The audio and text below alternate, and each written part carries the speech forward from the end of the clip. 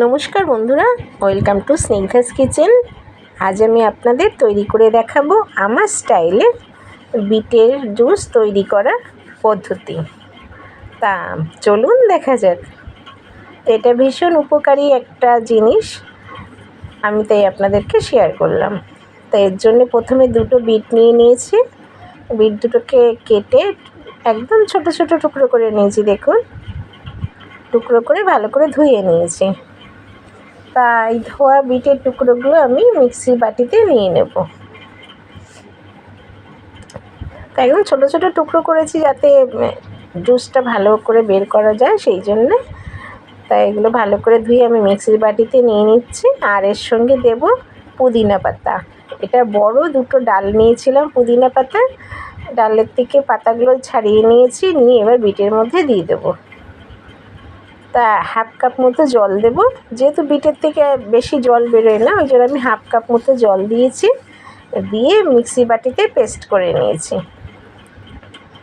এবার যেহেতু বিটটা একটু শক্ত, সে পুরোটা জুসটা তৈরি হয়নি, আমি ওই জন্য একটা মশারি জাল নিয়েছি, ছোট মশারি কাটা জাল, সেই জাল নিয়েছি। জালের মধ্যে এবার পেস্ট করা বিটটা দিয়ে দিয়েছি। এবার দিয়ে এই বিটটার মধ্যে দিয়ে এবার আমি এটাকে চিপে চিপে রসটা বার করে নেব, জুসটা বার করে নেব। তা আপনারা ছাঁকনি দিয়ে বানাতে পারেন। তা এটা অনেকটা ছিল, ছাঁকনিতে ধরবে না, আমি সেই জন্য একটা মশারির জাল নিয়ে নিয়েছি। আর বাটিটা ধুয়ে একটুখানি জল দিয়ে দিচ্ছি। না, এটা ভীষণ গাঢ়, তো এই জন্য একটু হাফ কাপ মতো আরও জল দিয়ে মিক্সি বাটির মধ্যে দিয়ে আমি এর মধ্যে দিয়ে দিলাম জলটা।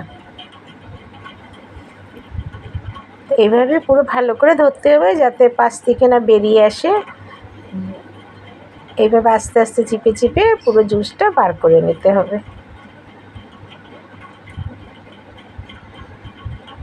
কেন অন্য এতে হয়, মিক্সিতে হয়, কিন্তু এটা পুরো এত গাঢ়, আমি এই জন্য এভাবে করেছি যে কিছুটা হলেও ছ্যাঁকার মধ্যে থেকে যাবে, এগুলো ছেঁকে নেওয়ার মধ্যে। তা আমি এইভাবে চিপে চিপে যতটা রস বার করা যায় বিটের থেকে বের করে নিয়েছি।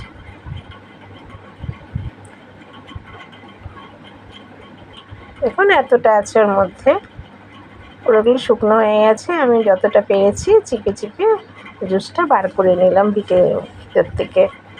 তো এইভাবে তৈরি হয়েছে দেখুন। তো এইভাবে আমি বিটের জুস বার করে নিলাম, নিয়ে একটা কাচের গ্লাসের মতো ওর মধ্যে রেখে নিয়ে নিলাম। তা আপনারা এইভাবে বিটের জুস বার করতে পারেন।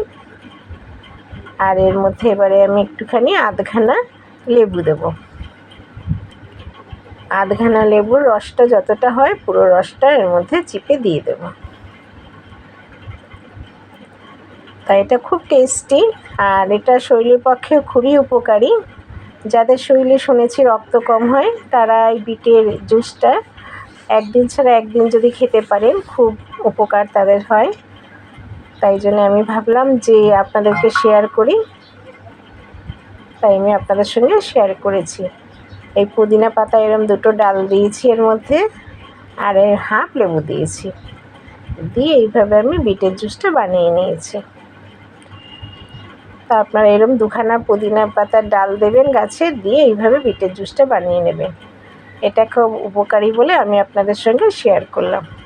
তো বন্ধুরা, আমার তৈরি এই বিটের জুস রেসিপি আপনাদের কেমন লাগলো তা আপনারা আমাকে লাইক, শেয়ার ও কমেন্ট করে অবশ্যই জানাবেন। চলি বন্ধুরা।